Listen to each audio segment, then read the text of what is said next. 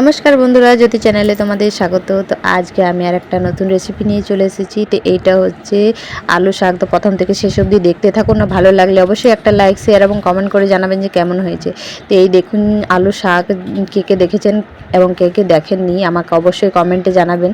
তো এই দেখুন আলু শাকগুলো খুব সুন্দর মাঠের থেকে একদম টাটকা তুলে নিয়ে এসছে। তা আমি দেখুন পাতা পাতা দেখে বেছে নিয়েছি কুচিগুলো।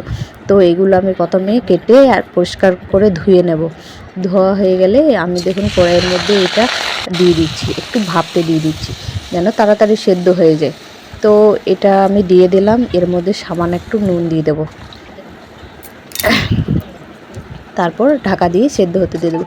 কেননা শাকটা ধোবার সময় এর মধ্যে জল ছিল, তো আমি জলটা দিইনি, এখন ভাপতে দিয়ে দিয়েছি। দেখুন ভেপেও গেছে। তো এটা আমি আর একটু নুন দিয়ে নাড়াচাড়া করে বেশ নামিয়ে নেব। সামান্য একটু আর একটু জল লাগলো, তো আমি দিয়ে দিলাম। তো এটা আবার আমি নামিয়ে নেব, এটা সেদ্ধ হয়ে গেছে।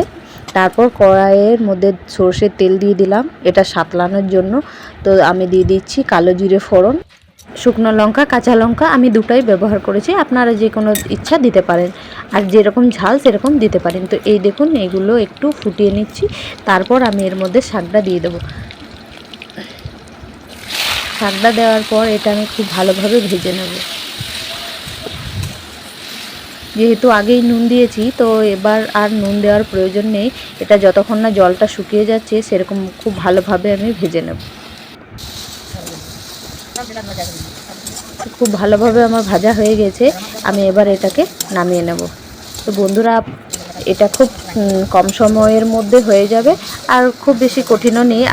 আর এই আলু শাকের অন্যান্য রেসিপি যদি আমি কোনো দিন আলু শাক আরও পাই, তো আমি আরও দেখানোর চেষ্টা করব। তো এই ভিডিওটা কেমন লাগলো অবশ্যই ভালো লাগলে লাইক, শেয়ার এবং কমেন্ট করে জানাবেন যে কেমন হয়েছে।